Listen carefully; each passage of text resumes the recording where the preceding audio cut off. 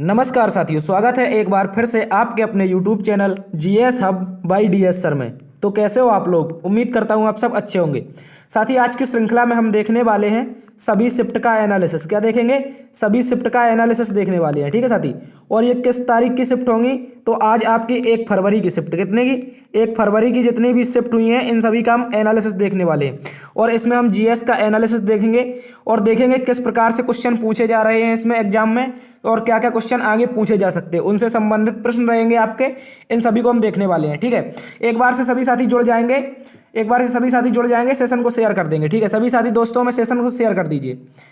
ठीक है, देखो, जिन्होंने अभी तक चैनल को सब्सक्राइब नहीं किया है तो प्लीज़ सब्सक्राइब कर लीजिए। ठीक है, आप सब्सक्राइब कर लीजिए इसको। आपको प्रतिदिन 8 बजे, आज से आपका क्लास का टाइम डिसाइड कर दिया है कि आज से 8 बजे आपकी प्रतिदिन क्लास आएगी। ठीक है, प्रतिदिन 8 बजे क्लास आएगी। और जिस दिन आपका एसएससी जीडी का एग्जाम नहीं होगा उस दिन आपके लिए एग्जाम बेस्ड 20 क्वेश्चन आएंगे। कितने साथी? एग्जाम बेस्ड 20 क्वेश्चन आएंगे और उनका हम एनालिसिस करेंगे। ठीक है, सभी साथी जुड़ जाएंगे, एक बार से सेशन को शेयर कर देंगे। ठीक है, चलते हैं आज के पहले क्वेश्चन की तरफ। देखो साथी, हमसे क्या क्या पूछा गया है ये क्वेश्चन आज इन सभी क्वेश्चनों को हम डिस्कस करने वाले हैं। ठीक है, ये किस प्रकार से क्वेश्चन है? लगभग 50 प्रश्न हैं आपके, जो लगभग सभी चारों शिफ्टों में पूछे गए हैं। जितनी भी शिफ्ट हुई हैं सभी शिफ्ट में आज पूछे गए हैं, उन सभी का हम डिस्कसन करेंगे। ठीक है, भागीरथी अलकनंदा कहाँ से निकलती है या इनका मिलने का स्थान क्या है, वगैरह वगैरह, इन सभी का हम पूर्ण रूप से डिस्कशन करेंगे। तो एक बार सभी साथी जुड़ जाएंगे। ठीक है, चलते हैं आज के पहले क्वेश्चन की तरफ। साथी कह रहा है, आज आपसे कुछ क्वेश्चन पूछे गए थे, जिनमें पहला क्वेश्चन है आपका, क्या क्या पूछा गया था? कह रहा था राष्ट्रपति का शपथ ग्रहण। क्या पूछा गया था साथी? राष्ट्रपति का शपथ ग्रहण 2022 में कब हुआ था? यानी कि आपको बताना है किस तारीख को या किस महीने में राष्ट्रपति का शपथ ग्रहण हुआ था। ठीक है, इस तरह से क्वेश्चन पूछा गया था आपसे। तो आपको याद रखना है साथी, राष्ट्रपति का जो शपथ ग्रहण था, इस बार आपके राष्ट्रपति पद के 2 उम्मीदवार थे। कितने? 2 उम्मीदवार थे। किसके? पद के। ठीक है, पद के 2 उम्मीदवार थे। एक तरफ आपकी थी द्रौपदी मुर्मू। कौन सा थी? द्रौपदी मुर्मू। ठीक है, एक तरफ आपकी कौन थी? द्रौपदी मुर्मू थी। और दूसरी तरफ आपके थे कौन साथी? यशवंत सिन्हा। दूसरी तरफ यशवंत सिन्हा भी थे। ठीक है, इनको याद रखेंगे। ये किसके? राष्ट्रपति पद के उम्मीदवार थे। ठीक है, तो आपको याद रखना है ये जो एनडीए की उम्मीदवार थी, किसकी? एनडीए की उम्मीदवार द्रौपदी मुर्मू। और किसके? कांग्रेस की तरफ से उम्मीदवार कौन थे? कांग्रेस की तरफ से तो बताना साथी ये थे यशवंत सिन्हा। ठीक है, और द्रौपदी मुर्मू जैसा कि सभी को पता है भारत की राष्ट्रपति बनी है। ठीक है, इनको याद रखेंगे। और ये भारत की फर्स्ट महिला आदिवासी राष्ट्रपति बनी है। कैसी? फर्स्ट महिला आदिवासी राष्ट्रपति। और इनका संबंध किस राज्य से है तो बताना उड़ीसा राज्य से ये संबंधित है। ठीक है, और राष्ट्रपति बनने से पहले ये झारखंड की राज्यपाल भी रह चुकी हैं। कहाँ की साथी? झारखंड की राज्यपाल। ये क्वेश्चन आपसे पिछली बार पूछा गया था। ठीक है, ये क्वेश्चन पिछली शिफ्ट में कल के एग्जाम में पूछा गया था। जो आपकी राष्ट्रपति द्रौपदी मुर्मू जी हैं, ये राष्ट्रपति बनने से पहले किस राज्य की राज्यपाल थी? ठीक है, तो इसको याद रखना, राष्ट्रपति बनने से पहले कहाँ की राज्यपाल थी तो बताना झारखंड की। ठीक है, तो आपसे पूछा कि इन्होंने शपथ कब ली थी? इन्होंने जो शपथ ली थी 2022 में, वो तारीख थी साथी आपकी 25 जुलाई। कौन सा थी? 25 जुलाई। ठीक है, 25 जुलाई को इनकी शपथ ग्रहण हुई थी। ठीक है, इसको याद रखेंगे। 25 जुलाई को, यानी कि जुलाई के माह में इन्होंने शपथ ली थी। ठीक है, राष्ट्रपति पद की शपथ 2022 में कब हुई तो बताना है 25 जुलाई को। ठीक है, ये क्वेश्चन आपसे पूछा गया था, इसको याद रखेंगे। ये मोस्ट इंपोर्टेंट क्वेश्चन है। ठीक है, इसको याद रखेंगे। चलते अगले क्वेश्चन की तरफ। अगला क्वेश्चन साथी पूछा गया था, वर्तमान में भारत के सीडीएस कौन बने? क्या पूछा गया था? वर्तमान में भारत के सीडीएस कौन है? तो आपको याद रखना है, पहले सीडीएस कौन थे साथी? जनरल बिपिन रावत। कौन थे? जनरल बिपिन रावत। ठीक है, इनकी एक विमान दुर्घटना में मृत्यु हो गई थी। हेलीकॉप्टर इनका क्रैश हो गया था। जनरल बिपिन रावत का इनकी मृत्यु हो गई थी। उसके बाद भारत के सेकंड सीडीएस बने हैं। कौन बने हैं तो बताना है सर, कौन बने हैं? Retire general Anil Chauhan. कौन बने हैं? Retired major general Anil Chauhan Bharat के सेकंड सीडीएस बने हैं। अनिल चौहान भारत के सेकंड सीडीएस बने हैं। ठीक है, इसको याद रखेंगे। ये क्वेश्चन आपसे आज पूछा गया था। ठीक है, इसको भी याद रखेंगे। यदि पूछे वर्तमान में सीडीएस कौन है तो अनिल चौहान दूसरे नंबर के सीडीएस हैं। ठीक है, फर्स्ट कौन थे तो जनरल बिपिन रावत थे। ठीक है, ये गोरखा कमांडो से थे, गोरखा बटालियन से थे। ठीक है, इनको याद रखेंगे। और बिपिन रावत आपके उत्तराखंड के मूल निवासी थे, इसको भी याद रखेंगे। तो वर्तमान में कौन है सीडीएस? अनिल चौहान। इनको भी अच्छे से याद रख लेंगे, आगे आपसे क्वेश्चन पूछे जाने की पुनः ये संभावना है। ठीक है, चलते अगले क्वेश्चन की तरफ। साथ ही अगला क्वेश्चन हमसे पूछा गया था, जो गिरफ्तारी से संबंधित संरक्षण होता है ये किस अनुच्छेद में वर्णित है? ठीक है, तो बताएंगे जो गिरफ्तारी संबंधित संरक्षण है ये अनुच्छेद किसमें है तो जल्दी से कमेंट बॉक्स में आप छाप देंगे। ठीक है, तो आपको याद रखना है ये आपके मौलिक अधिकार में, किसमें साथी, मौलिक अधिकार में, ये आपका मौलिक अधिकार है। यदि आपको पुलिस गिरफ्तार कर ले जाती है तो आपको वो संरक्षण भी करेगी, ठीक है, क्या करेगी साथी, संरक्षण करेगी। और ये किसमें कहा गया है तो आपको बताना साथी अनुच्छेद 22(1) में, किसमें, अनुच्छेद 22(1) में। आपको सीधा सीधा याद रखना है अनुच्छेद 22 में गिरफ्तारी से संबंधित संरक्षण है, ठीक है, किसमें है तो बताना है अनुच्छेद 22 में। ये भी मोस्ट इंपोर्टेंट क्वेश्चन है और ये मौलिक अधिकारों में हमारे उल्लिखित है, ठीक है। कोई भी क्राइम करता है व्यक्ति तो उसको हमारा एक मौलिक अधिकार है कि पुलिस उसको संरक्षण देगी, लेकिन ऐसा नहीं होता है। ऐसे पुलिस वाले बहुत बुरी तरह से मार के ले जाते हैं। आपको याद रखना है, आप इसको याद रख लेंगे, ये मोस्ट इंपोर्टेंट क्वेश्चन है, ठीक है। गिरफ्तारी संबंधित संरक्षण किसमें है तो आर्टिकल 22 में, ठीक है, ये भी मोस्ट इंपोर्टेंट क्वेश्चन है, ठीक है। आपसे यदि पूछ ले साथी प्राण एवं दैहिक स्वतंत्रता, क्या पूछ ले, प्राण एवं दैहिक स्वतंत्रता किस अनुच्छेद में है तो जल्दी से कमेंट बॉक्स में आप छाप देंगे, ठीक है। आपको बताना है, इसके अलावा बताना है शिक्षा का अधिकार, क्या साथी, शिक्षा का अधिकार मौलिक अधिकार कब बना, क्या बना, शिक्षा का अधिकार मौलिक अधिकार किस संविधान संशोधन के तहत बना, ठीक है, इसको बताएंगे। इसके अलावा आप बताएंगे जो आपका आपातकाल होता है, आपातकाल के समय कौन से 2 मौलिक अधिकार समाप्त नहीं होते, ये भी बताएंगे, ठीक है। तो आपको याद रखना है प्राण और दैहिक स्वतंत्रता आपकी अनुच्छेद 21 में, किसमें, अनुच्छेद 21 में। और शिक्षा जो मौलिक अधिकार है ये आर्टिकल 21(a) के तहत साथी 86वां संविधान संशोधन, कौन सा, 86वां कॉन्स्टिट्यूशनल अमेंडमेंट 2002 के तहत शिक्षा को क्या बनाया गया, मौलिक अधिकार, ठीक है। और ये किसमें है, आर्टिकल 21(a) में, यानी कि अनुच्छेद 21(a) में शिक्षा का अधिकार मौलिक अधिकार है, ठीक है। और आपातकाल के समय आपके कौन कौन से 2 मौलिक अधिकार हैं जो आपके कभी नहीं छीन सकते तो याद रखना साथी अनुच्छेद 20 और अनुच्छेद 21, ये दोनों के दोनों मौलिक अधिकार आपातकाल के समय छीने नहीं जा सकते, ठीक है, इनको याद रखेंगे, मोस्ट इंपोर्टेंट क्वेश्चन है। इसके अलावा आपसे साथी एक पूछा गया था, इनमें से किस खेल का मैदान का आकार अंडाकार होता है। देखो आपको याद रखना साथी, आपने देखा होगा बहुत सारे लोग इसमें कंफ्यूजन हो गए थे, इसको याद रखना है आपको, ये कैसा मैदान है, ये अंडाकार मैदान है, ठीक है। आपने देखा होगा यहाँ पर पिच होती, क्या होती है, पिच, ठीक है, क्या होती है, पिच।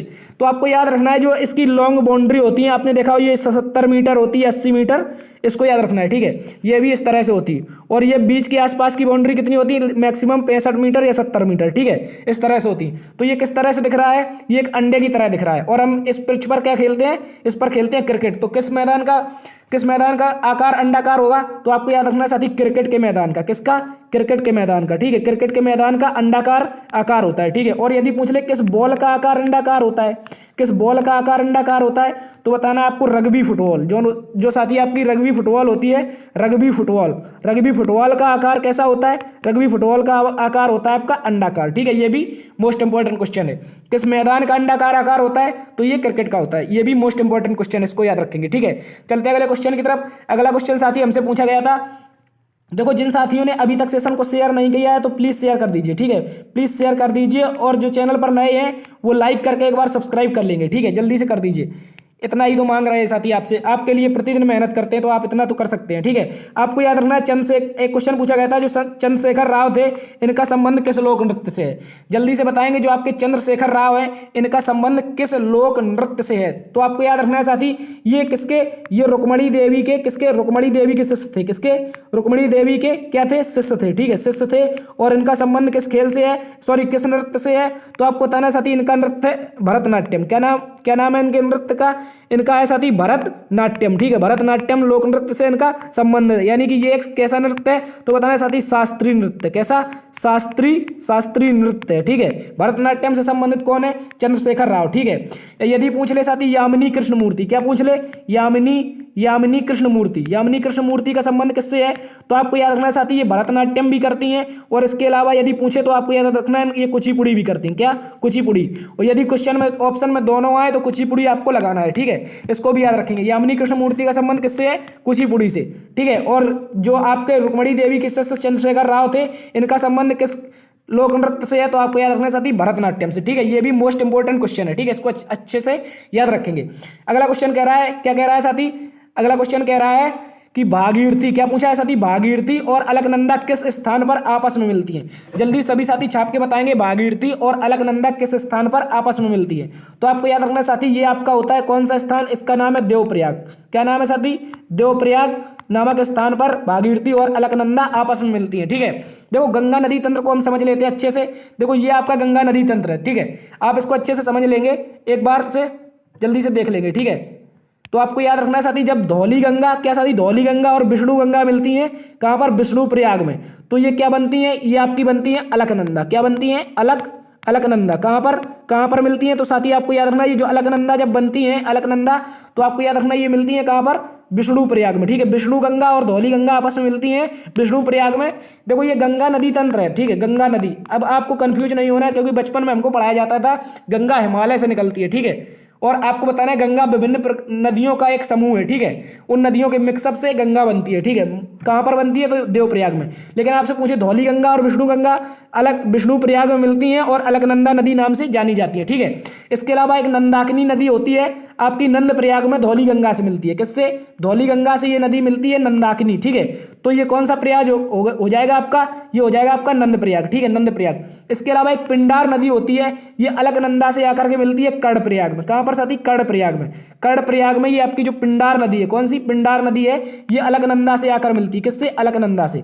तो इसका नाम क्या है, कर्ण प्रयाग, ठीक है। इसके अलावा ये मंदाकिनी नदी, कौन सा थी, मंदाकिनी नदी आती है और आपकी रुद्रप्रयाग में किससे मिलती है, अलकनंदा से, ठीक है। अलकनंदा से मंदाकिनी मिलती है आकर के कहाँ पर, रुद्रप्रयाग में, ठीक है। रुद्रप्रयाग में जब ये मिलती है तो ये नदी तंत्र क्या कहलाता है साथी, ये कहलाता है आपका क्या, ये आपका कहलाता है, अब ये आपकी नदी मिलती है रुद्रप्रयाग में, अलकनंदा, ठीक है। इसके अलावा ये अलकनंदा विलुप्त नहीं होती और ये सारी नदियां विलुप्त होकर करके अलकनंदा में मिल जाती हैं, ठीक है।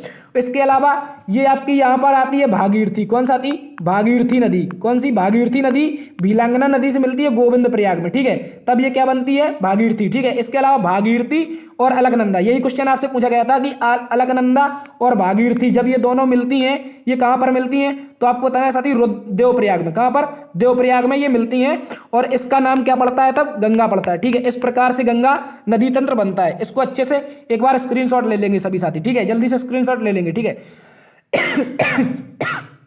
चलते हैं अगले क्वेश्चन की तरफ। तो इसका आंसर क्या हो जाएगा साथी, इसका आंसर हो जाएगा हमारा देवप्रयाग, ठीक है। अलकनंदा और भागीरथी नदी जो मिलती हैं वो कहाँ पर मिलती हैं, वो देवप्रयाग में मिलती है, ठीक है। चलते हैं अगले क्वेश्चन की तरफ।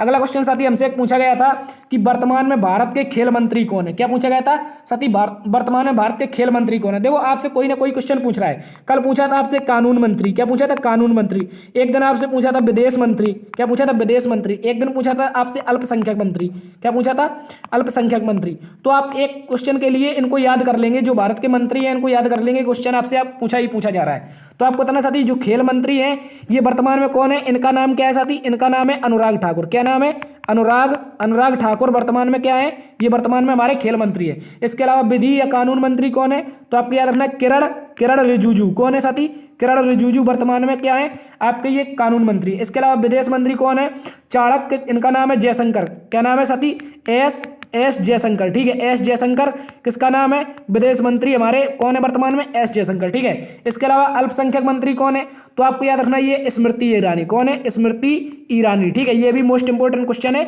इनको अच्छे से याद रख लेंगे, ठीक है सभी साथी, इनको अच्छे से याद रख लेंगे, ठीक है। एक क्वेश्चन साथी आपसे पूछा गया था, क्या पूछा गया था, तो आपको याद रखना है अर्थशास्त्र पुस्तक के लेखक कौन है। क्या पूछा गया था, अर्थशास्त्र पुस्तक के लेखक कौन है। तो आपको बताना साथी अर्थशास्त्र जो पुस्तक है इसके लेखक कौन है, चाणक्य। क्या नाम है इनका साथी, चाणक्य नाम है, ठीक है। इन्हीं को जानते हैं कौटिल्य नाम से, किस नाम से, कौटिल्य नाम से जानते हैं इनको किस नाम से जानते हैं, कौटिल्य नाम से। इसके अलावा इन्हीं को जानते हैं किस नाम से, तो आपको बताना विष्णुगुप्त नाम से। किस नाम से, विष्णुगुप्त नाम से किसे जानते हैं, इनको ही जानते हैं, किसको, चाणक्य को। चाणक्य के तीन नाम कौटिल्य, विष्णुगुप्त और चाणक्य, ठीक है।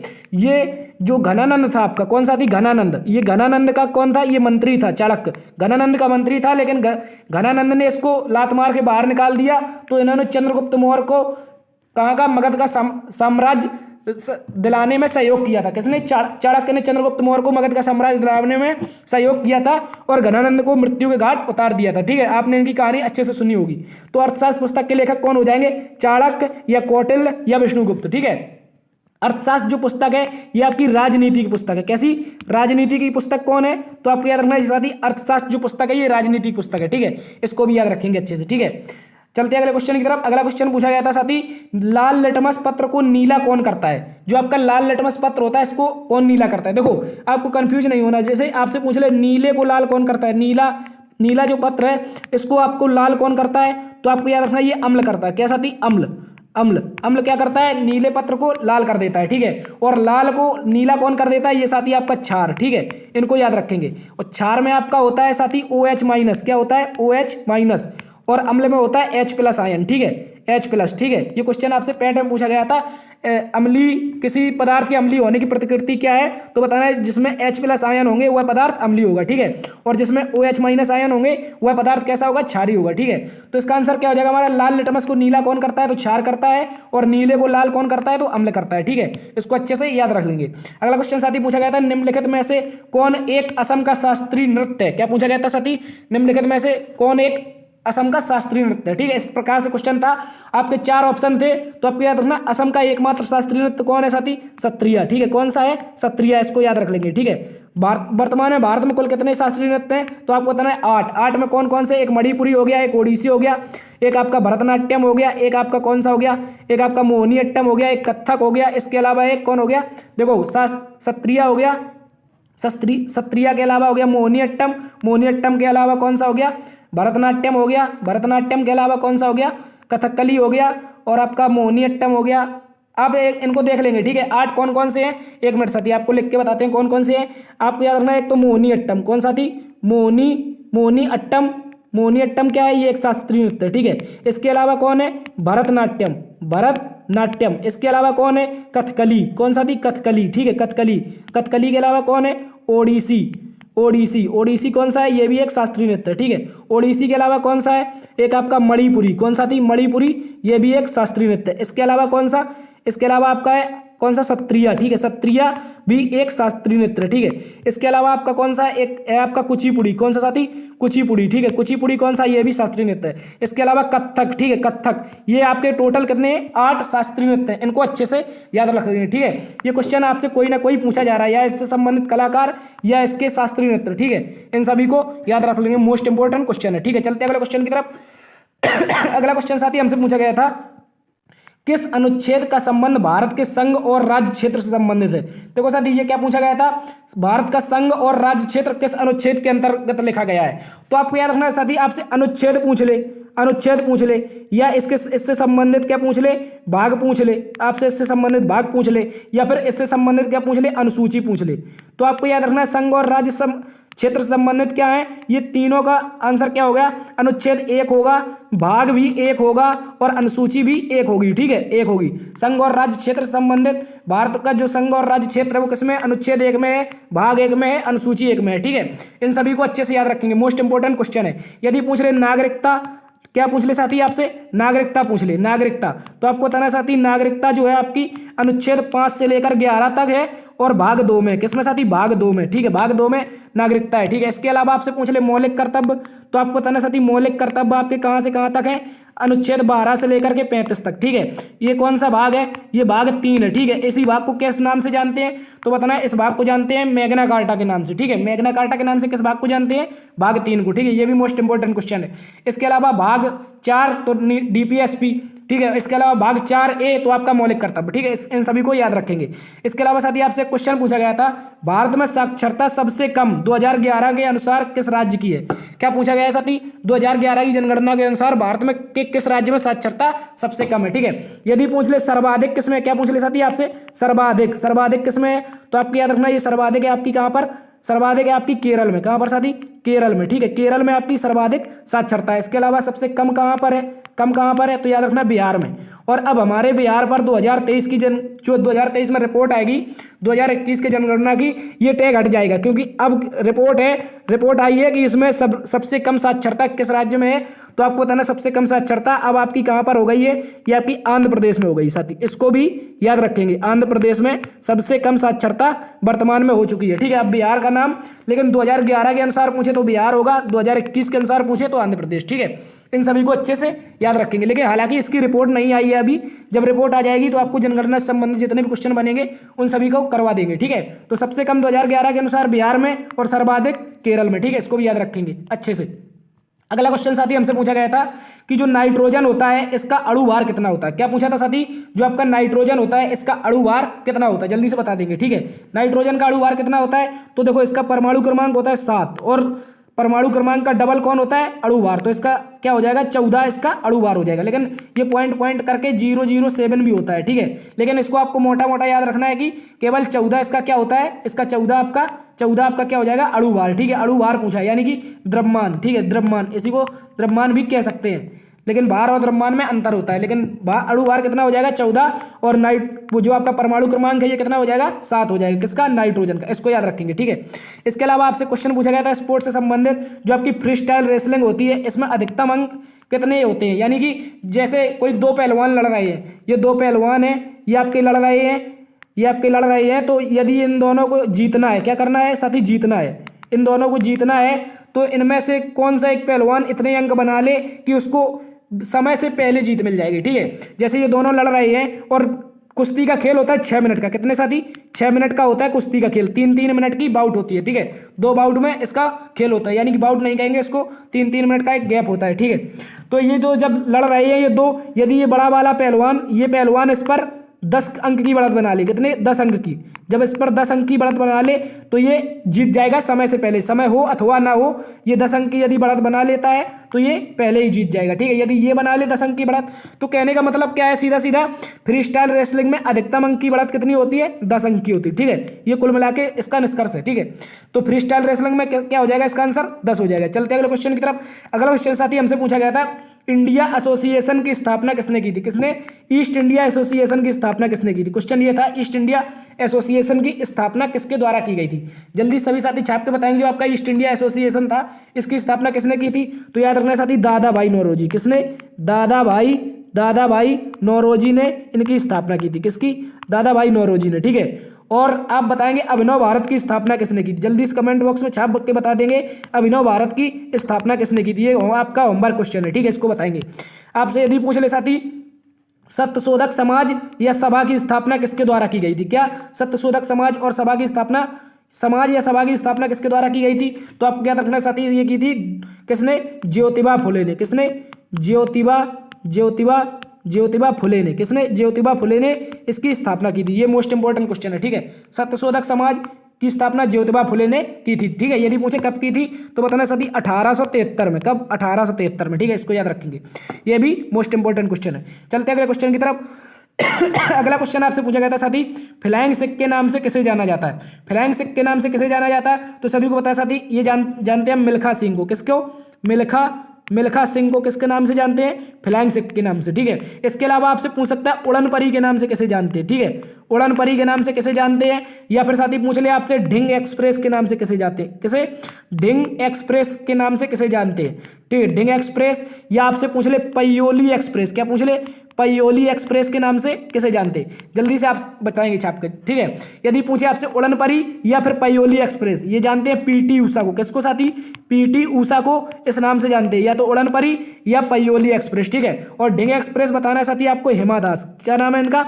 हिमा दास को ढिंग एक्सप्रेस के नाम से जानते हैं, ठीक है। और मिल्खा सिंह को किस नाम से जानते हैं? तो फ्लाइंग सिख, ठीक है।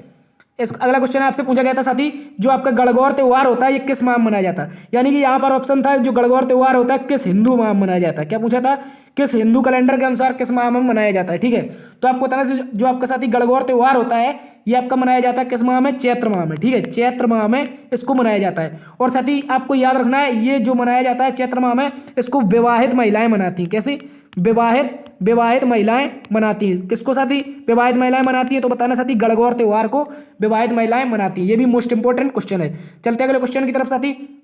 अगला क्वेश्चन हमसे पूछा गया था निम्नलिखित में से कौन सा एक अप्रत्यक्ष कर है? देखो आपको बताना है साथी अप्रत्यक्ष कर, तो उसमें ऑप्शन था एक आपका आयकर, क्या नाम था साथी? आयकर के अलावा निगम कर के अलावा आपका कौन था? आपका था वस्तु एवं सेवा कर, क्या नाम था? वस्तु एवं सेवा कर।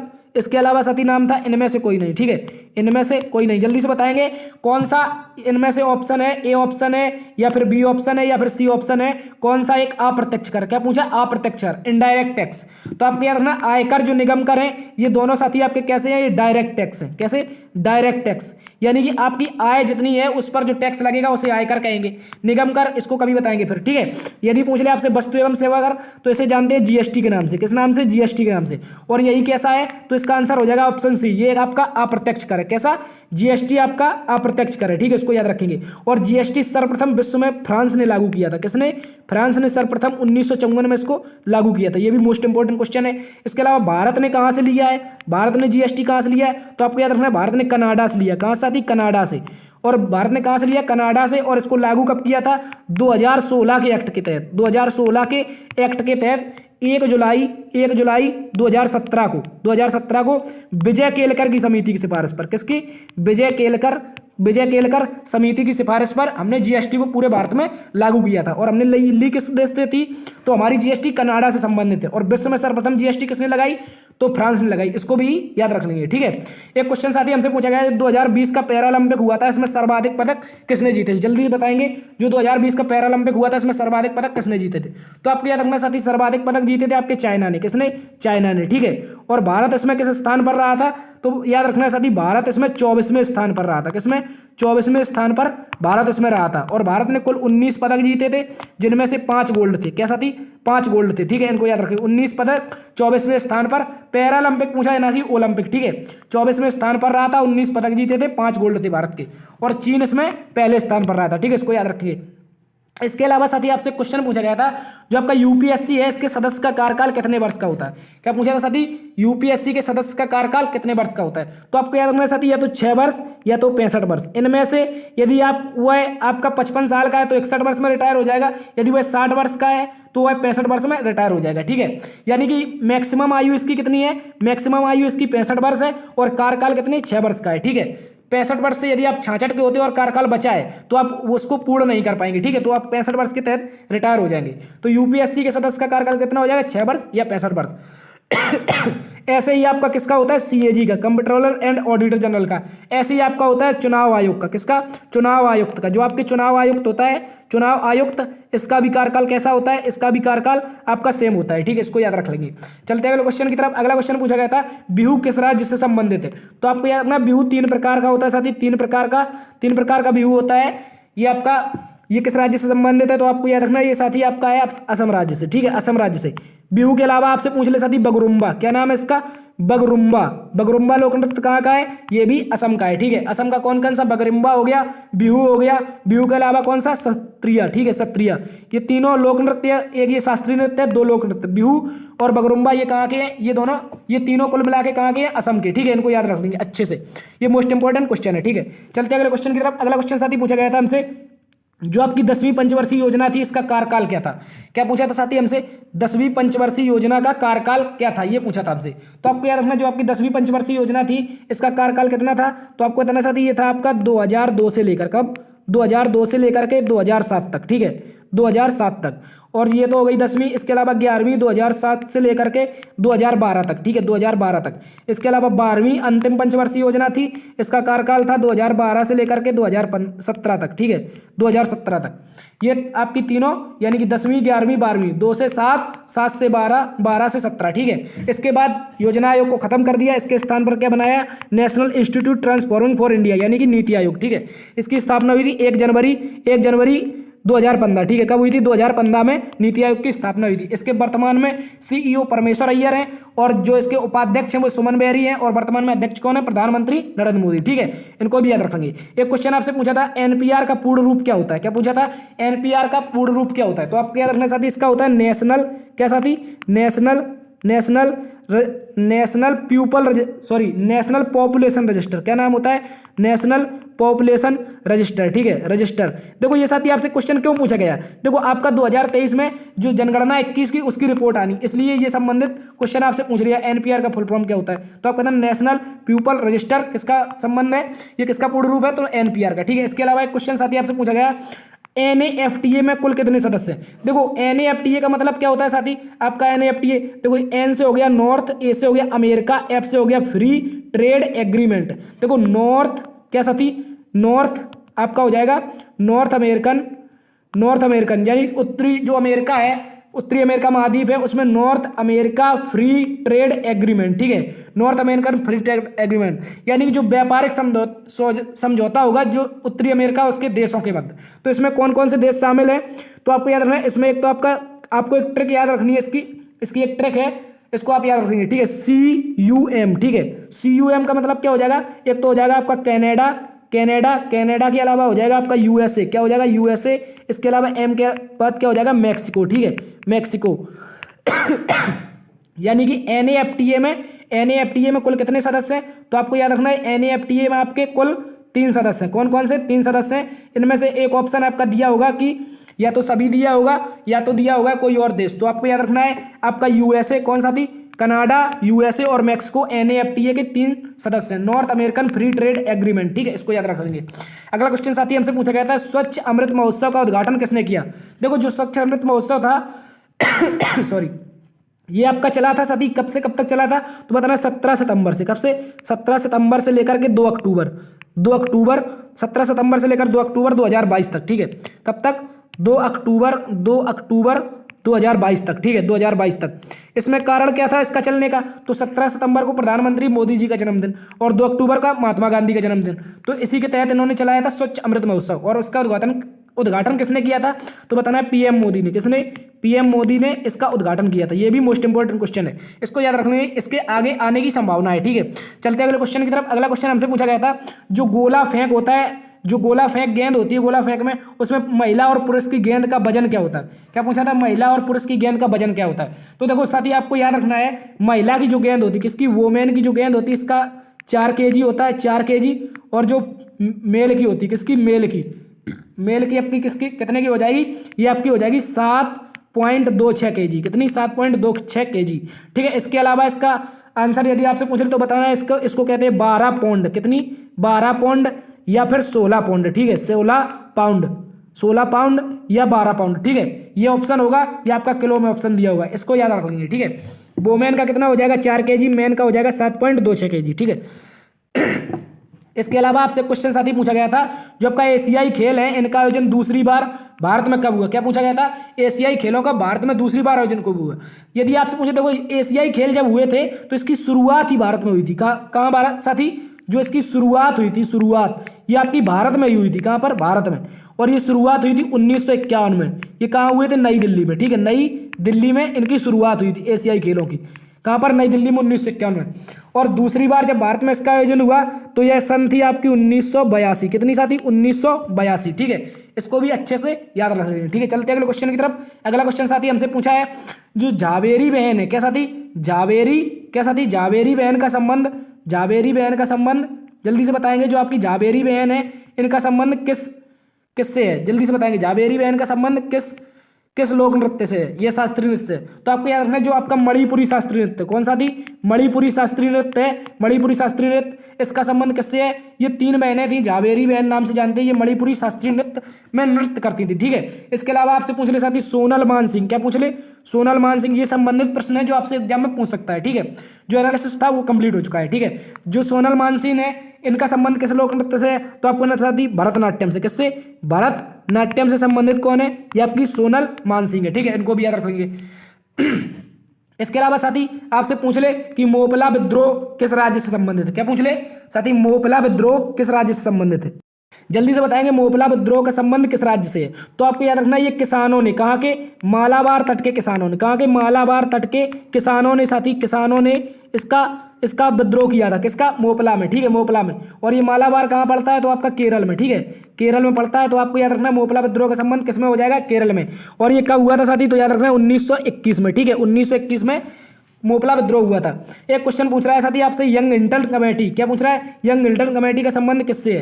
तो आपको याद रखना, यंग हिल्टन जो कमेटी थी साथी, ये संबंध है आपका RBI से, किससे, RBI से, ठीक है। 1934 का एक्ट था, कौन सा थी, 1934 का एक्ट था। ये जो एक्ट था इसका नाम क्या था, यंग हिल्टन एक्ट, ठीक है। 1934 का एक्ट था, इसी एक्ट के तहत 1935 में, कब साथी, 1935 में RBI की स्थापना होती है, ठीक है। RBI की स्थापना होती है 1 अप्रैल को, ठीक है, 1 अप्रैल 1935 को RBI की स्थापना होती है। इसके अलावा RBI का राष्ट्रीयकरण पूछ लिया आपसे, राष्ट्रीयकरण कब हुआ साथी, इसका राष्ट्रीयकरण हुआ था 1 जनवरी 1949, कब, 1 जनवरी 1949 को इसका राष्ट्रीयकरण हुआ था, किसका, RBI। इसको भी याद रख लेंगे, ठीक है। यंग हिल्टन कमेटी आपका 1934 का एक्ट था, RBI से संबंधित है, ठीक है। ठीक है, इसको याद रखिए।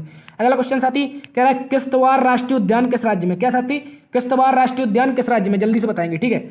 इसके अलावा यदि पूछ ले आपसे किश्तवाड़ राष्ट्रीय उद्यान किस में है, तो बताना साथी जम्मू कश्मीर में। कहां पर, जम्मू एंड कश्मीर में आपका किश्तवाड़ राष्ट्रीय उद्यान है। इसके अलावा दाचिंगम राष्ट्रीय उद्यान, क्या साथी, दाचिंगम राष्ट्रीय उद्यान कहां पर है, यह भी जम्मू कश्मीर में। इसके अलावा आपका सलीम अली नेशनल पार्क कहां पर, सलीम अली राष्ट्रीय उद्यान कहां पर है, सलीम अली राष्ट्रीय उद्यान कहां पर है, यह भी साथी आपका कहां पर है, यह आपका जम्मू कश्मीर में, ठीक है। ये तीनों के तीनों किश्तवाड़ हो गया, दाचिंगम हो गया, सलीम अली, ये तीनों के तीनों जम्मू कश्मीर में, ठीक है। ये मोस्ट इंपोर्टेंट क्वेश्चन है, इनको याद रखेंगे। एक क्वेश्चन कह रहा है साथी बिलीव नामक पुस्तक किसकी आत्मकथा है, जल्दी से बताएंगे जो बिलीव नामक पुस्तक है ये किसकी आत्मकथा है। तो आपको याद रखना साथी ये आपकी सुरेश रैना, किसकी, सुरेश रैना जो है, सुरेश रैना की, किसकी साथी, एक मिनट साथी, सुरेश रैना की आत्मकथा कौन है, सुरेश रैना की आत्मकथा। तो आपको याद रखना है सुरेश रैना की आत्मकथा आपकी कौन सी है, बिलीव, ठीक है। यदि पूछ ले प्लेइंग विद माई वे, कौन सा थी, प्लेइंग विद माई वे, ठीक है। प्लेइंग विद माई वे किसकी है, तो आपको याद रखना है साथी ये है सौरभ गांगुली, ठीक है। प्लेइंग विद माई वे किसकी है, ये आपकी किसकी है, सौरभ गांगुली की, ठीक है। सौरभ गांगुली की कौन सी है, प्लेइंग विद माई वे, ठीक है। इसको याद रख लेंगे, मोस्ट इंपोर्टेंट क्वेश्चन है। चलते अगले क्वेश्चन की तरफ। अगला क्वेश्चन कह रहा है मैडम भीकाजी कामा ने स्टुटगार्ट में तिरंगा कब फहराया था, जल्दी से बताएंगे स्टुटगार्ट कहाँ पड़ता है, ठीक है। यदि पूछे कब फहराया था तो ये घटना है साथी 1907 की, कब की, 1907 में मैडम भीकाजी कामा ने जर्मनी में, कहाँ पर, जर्मनी के स्टुटगार्ट में तिरंगा झंडा यानी भारत का झंडा फहराया था, ठीक है। इसको याद रखेंगे ठीक है, इसको याद रखेंगे, जर्मनी के स्टुटगार्ट में मैडम भीकाजी कामा ने 1907 में भारत का झंडा फहराया था, ठीक है। इसके अलावा आपसे क्वेश्चन पूछ ले क्या पूछ ले साथी, तो आपको बताना निःशुल्क विधिक सहायता संविधान के किस अनुच्छेद में, क्या पूछ ले, निःशुल्क विधिक सहायता। तो साथी आपको याद रखना जो आपका 42वां कॉन्स्टिट्यूशनल अमेंडमेंट हुआ था, क्या 42वां कॉन्स्टिट्यूशनल अमेंडमेंट हुआ था इसके तहत 1976 में, कब, 1976 में आर्टिकल 39A जोड़ा गया, 39A, क्या जोड़ा गया, 39A। इसके तहत यदि हम पर कोई केस हो जाता है तो सरकार हमको एक वकील देगी, यानी कि सरकारी वकील की व्यवस्था कराएगी सरकार, ठीक है। ये किसके तहत जोड़ा गया, तो इसी को कहते हैं निःशुल्क विधिक सहायता। इसको जोड़ा गया था 42वां कॉन्स्टिट्यूशनल अमेंडमेंट 1975 के द्वारा आर्टिकल 39A में, ठीक है। आर्टिकल 39A यानी कि DPSP, ठीक है। इसको याद रखें, राज्य के नीति निर्देशक। चलते हैं अगले क्वेश्चन की तरफ। तो ये थी साथी आज की आपकी क्लास। उम्मीद करता हूँ आपको क्लास पसंद आई होगी। यदि साथी पसंद आई है तो प्लीज़ लाइक जरूर करिए, शेयर करिए, चैनल पर नए हैं तो सब्सक्राइब भी करिए। और यहाँ तक यदि आपने मुझे धैर्य से सुना है तो प्लीज़ सब्सक्राइब जरूर कर लें, ठीक है। क्योंकि आपको प्रतिदिन शाम 8 बजे, अब आपकी क्लास का चेंज हो गया है टाइम, तो प्रतिदिन शाम 8:30 बजे, सॉरी 8:30 नहीं, ये तो बहुत ज़्यादा हो जाएगा, शाम को प्रतिदिन 8 बजे, प्रतिदिन क्या हो रहा है साथी, प्रतिदिन 8 बजे, ठीक है। प्रतिदिन 8 बजे आपको एक क्लास लेकर आएंगे हम आपकी, या तो एनालिसिस होगा या उससे संबंधित टॉप 20 क्वेश्चन होंगे, ठीक है। देखते रहिए GS Hub by DS sir. मिलते हैं अगली क्लास में, तब तक के लिए अपना ख्याल रखना। जय हिंद।